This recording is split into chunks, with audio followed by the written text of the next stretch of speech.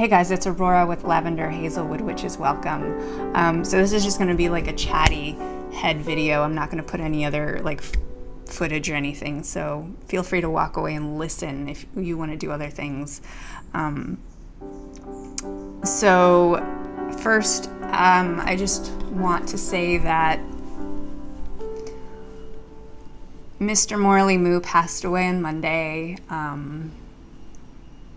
He was struggling. He deteriorated over the last week and a half, and I couldn't do it. I couldn't keep him around anymore. He was having a hard time, and the pain medication sort of fizzled out, which is what steroids do.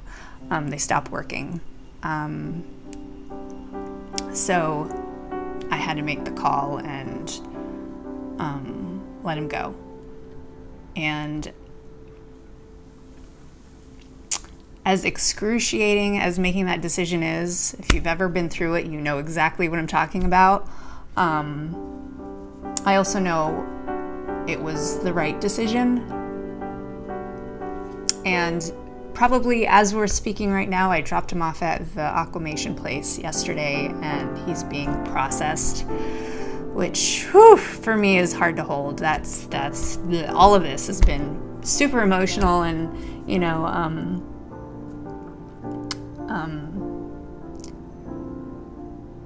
one of the harder experiences for me in life, because I am a guardian of the animals, and once I connect, once I bond, they are right here with me, and to let them go is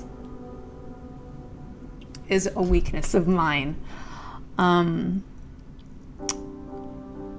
So there's a bunch of learning in that, and that's probably why I gravitate towards the animals that are in need, like the seniors, the special needs animals. I can't help it. It's just, I want to heal them. I want them to have a better experience. And I find animals much more trustable than humans. So I wanted to talk a little bit just about holding space or holding the gate for that kind of transition. It's a certain kind of job, It's a rite of passage for all of us when we go through that, when we will go through that. But holding gates are work. It is deep work. And the rite of passage for a being to move into a transition like this is big, and we're all going to go through it. Moving into the unknown can be terrifying for some of us, for a lot of us, especially in Western culture. It's something I want to talk more about, and it's something that I've had, I think, as I've said in other videos, I've had sort of a preoccupation with for a while now, and because I'm scared, because it scares me. I don't know if you've seen Ask a Mortician, that channel. I love her. She makes it very palatable because she brings comedy to this, this heavy subject. And death has definitely made me more spiritual, for sure. Losing somebody that you care about will bring you to your knees and look deeper at what the possibilities are, and sensitize one to the things we don't understand so much. At least it has for me, and I see other people very motivated and called to do the same thing. Something I've been doing over the last 2 years is I've been walking the Priestess path, and this is new for me. And the depth of work that we do, and that I'm learning, it's so beautiful, and it is so related to my love for animals and really taking stock of like who I am as a human, because our world wants to separate us. Our culture, our world is designed to separate us from ourselves. Sorry, I hope that wasn't too loud. And it's like learning to come back home to self in a lot of ways. Anyway, it's been beautiful. I'll probably talk about that in another video, but I'm just touching on it now. And in this sort of void, this space, I've been doing this kind of somber space. All this creative stuff is bubbling up, and I'm just watching and listening to it. And I'd been toggling around doing a Patreon, but I never felt like it was quite the time. And I was urged by a friend last week, actually, to start it, and who you'll actually get to know later on this month, Magical Crafting. She's great. Anyway, I'll talk about that in a second. So with Morley's passing, there's this void, and this voice has come up. And what's really important to me is to find ways to create guardianship for the ones that are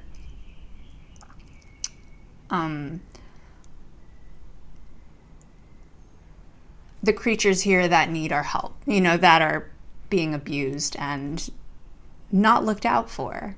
So what I'm going to do is I've opened a Patreon. The link is in the description. I'm going to start out small just to get my feet wet in how this works and to get a system going. But part of my big motivation with this is to start generating income. So a portion of the proceeds will go to animal welfare. And that could be an organization, that could be a specific animal, but somebody in need will go in $100 increments. So whenever we build up to $100, on the full moon, we'll release it to an organization or an animal that we've chosen together. And I think this is a beautiful way to help guard against some of the terrible things that go on. So it might be like a spay and neuter clinic. It might be the rehabilitation of a specific animal. It might be an organization that we want to support that needs some help for the kind of change that I want to make in the world in this way. I can't do it alone, and I know there are more of you out there who care about this, and especially because we are in a community, a witchcraft community, who a lot of us have familiars, fur babies that we care about. And we want them all to be cared about the way that we care about them. So if that sounds like something you'd like to be a part of, please check out my Patreon and see if that's something that you can support, and we can do this together and create some change that way. Okay, next I'm going to be doing two collaborative videos with Magical Crafting. If you haven't checked out her channel yet, she does a lot of arts and crafts. She's very creative, and she has an amazing voice too. You could listen to her. It's just so soothing. I could listen to her for hours. We both live in cities in Southern California, so we're going to collaborate on what it means to be a city witch, city foraging of sorts, and then we're going to take what we've gathered and then create something with it. So that'll be a 2-part series, one at the end of the month and then another in July. I'm excited about that. Oh, I forgot to tell you. I did create a title for this animal welfare collection fund that will be through Patreon. I'm calling it Morley's Friend Fund. This is in honor of Morley's passing, and this is his legacy that he's leaving behind. So if you'd like to join me in Holding Gates, putting our energy towards a better experience for us and for our creatures in the world, I love it. I did document the process that I've been going through with Morley, so I could hold his rite of passage gate. Expect some more videos on death in the near future too, and what it means to create a portal or a passage and hold yourself steady in that as well. So that's what I got. Thank you for listening if you've made it this far. Also, welcome to new subscribers. Thank you so much for joining us over here, and I hope to see you soon. Thanks. Mwah. Let's do a song together.